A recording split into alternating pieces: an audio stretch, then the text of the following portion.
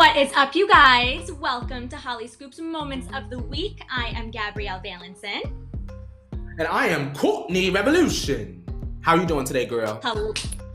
Hi, Court. I am doing well. How are you? Happy 4th. Happy 4th, girl. I'm about to go and get me a cocktail and run to the beach right after this, girl. What you doing today? I am gonna get some sun. I'm gonna get a cocktail as well. What cocktail? Girl, tequila sunrise, girl. Something easy breezy. Easy breezy. Tequila all the way. Always. I love it. Love it. Okay, well, before you guys go and enjoy yourselves on this lovely 4th of July, we wanted to discuss some tea that went down this week because, as always, there's always a lot of tea. So let's get right into it. We got some Khloe and Tristan news, some Rob Kardashian updates. We also have a couple of other stories that we did not have time to discuss, so be sure to stay tuned for all of that. But first up, Courtney, let's talk Khloe and Tristan's flirty comment on her birthday glam Instagram, and then his own birthday dedication for her. So let's get right into it. This past weekend was obviously Khloe's birthday celebration, her big celebration. She showed off her new brunette hair. And Tristan commented on this photo with a bunch of emojis expressing how he felt. So everyone was freaking out over that. But then he also posted a pic on his Insta with Khloe and True. And they look like a very happy family in this picture. I don't know if you saw it. I saw it, girl. I thought it was really cute.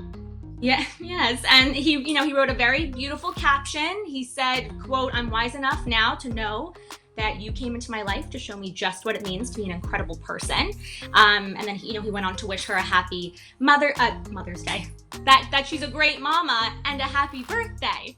And Khloe answered back with, "Oh, this is sweet. Thank you, TT." She did not say "I love you" or anything like that back, and fans obviously were quick to say she didn't say "I love you." But as we spoke about last week, they have been co-parenting throughout quarantine. What do you think about all of this? I mean, I don't think that just because he posted this dedication for her, I don't think that means that they are together. Yeah, I mean, we know that they have been quarantined together, like you said. We know that they're co-parenting, and it was very sweet and it was very cute. I just wonder if he's gonna have the same energy for Jordan Craig on her birthday, because obviously she has his son as well, and they're trying to co-parent, to my knowledge, girl. So I wonder if he'll give her a happy birthday shout out as well. That would be nice, and I feel like that would be fair. That is an interesting point that I didn't even think of. Yeah, no, interesting to bring up. So we'll see. Another person that, also made an appearance at Khloe's birthday, because Tristan was at the celebration. But another person that made an appearance was Rob, her baby brother. And this was a big deal because he never usually, number one, makes these public appearances or posts about any of it on social media. So, fans were freaking out. He posted with Tristan and friends. He posted with Courtney. He does seem happy in these photos, which is nice to see. The last time he showed his face on Instagram was back in November of 2019. And technically it wasn't even his full face because it was during Halloween.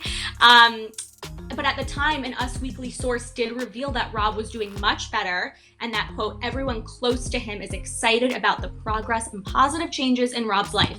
So he captioned the photo with Tristan, quote, "woo back, baby." So Courtney, does this mean quarantine? He's back. Does this mean quarantine has been helping Rob? What do you think of this rare appearance and these posts? What's the deal? Well, I'm glad that he's showing his face. I've missed Rob personally, seeing him with the family, seeing him in photos. I think that this is a good sign of good things to come for Rob. Hopefully he can find a business that's lucrative, that he can be the face of, and keep supporting his child. You know what I mean? It's all about the children. It always comes back to them. So shout out to Rob. You are right. You always say that, but you are so right. It is always about the kids, as long as, they're okay and they're being supported. I like that. So yeah, shout out to Rob. Moving right along though, so we got our little Kar Jenner updates out of the way, and I wanted to bring up a few additional headlines that we do not have time to discuss this week. Courtney, we've never discussed this, but I am a huge Curb Your Enthusiasm Larry David fan. So I'm very excited about this news that I'm about to tell you. Do you watch Curb? Have you No, seen girl, Curb I Your ain't never Enthusiasm? seen that ever in my life, but I know a lot of people that love it. So, girl, I'm very curious to see what kind of news you about to give me right now. I'm going to try and sell you on this, sell you guys if you have not already seen it. Basically, HBO announced earlier this week that Larry is back for season 11. There's no official date yet, but for those of you who don't know about Curb, Larry David, he created this series back in 2000. He's also the co-creator of Seinfeld, and he plays a fictionalized version of himself. So it's a loosely scripted series, so there's a lot of hilarious improv. So funny. I binged his most recent season, which was season 10 in the beginning of quarantine over a span of a couple days. And if you guys need a good laugh, Courtney, I'm telling you, if you need like a, dry comedy show, laugh out loud with real stars who also, star as themselves, like John Hamm, Sean Penn, Mila Kunis, they all starred in season 10. And they play, these fictionalized versions of themselves. It's like an Entourage situation too, when stars star as themselves. I love that. So yeah, this is, I always say, if you want to just laugh actually out loud, this is the show for you. It's just one of those shows that never gets old, and I highly recommend it. If you have not seen it, Court, did I sell you?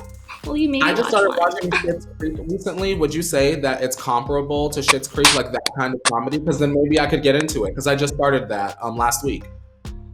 It has that similar laugh out loud humor. Larry David, Curb is more of like a mockumentary style thing. But no, Schitt's Creek, I am so happy that you started Schitt's Creek. We have never spoken about that. Don't even get me started. Do you love it? It's very funny, and very interesting show. I'm gonna have to watch more. Yeah, it gets better. Just keep getting into it. We'll chat more about that. I want to hear how you like it. Next up, though, this is more TV news. There's a lot of fun things to watch. And I actually know Naz spoke about this show on Watch With Us a few weeks ago. She told you and Alex about Love, Victor. So Love, Victor made Hulu 2020 streaming history. So just a little refresher here. Love, Victor is a sequel to the flick Love, Simon. And in this new Hulu sequel series, Victor reaches out to Simon for guidance regarding his sexual orientation. And Simon and Victor then write these letters to each other while Victor tries to navigate his feelings at a new school. It received so much praise during its premiere week, and according to Hulu, it was the #1 most watched drama on the streaming platform during the week of its release, which is huge. It broke records on social media, earning the second highest volume of Twitter convos of all original Hulu programming to date, which I think is really cool. And I don't know, I just think this is fun, record-breaking news, and definitely something for the Love, Victor cast, the writers, the creators to be proud of, especially during Pride Month. That was kind of my first thought. Like, what a great way to... all of these records and statistics broken by a show that's about an LGBTQ plus teen. You get what I'm saying? When I was young, I never expected to get to this point, but I'm so glad to be alive to see it, girl. I need to check into some Love, Victor. I need to get into these episodes, girl. I know. I only saw the first one because after Naz spoke about it, I was like, I have to see this. But no, I definitely am going to continue to watch. And like you said, I mean, I hope that Simon isn't just helping Victor's character throughout the show, but also anyone else watching who's struggling with their sexual identity right now. I think it's great. So we need that kind of representation, girl. I'm glad you're here.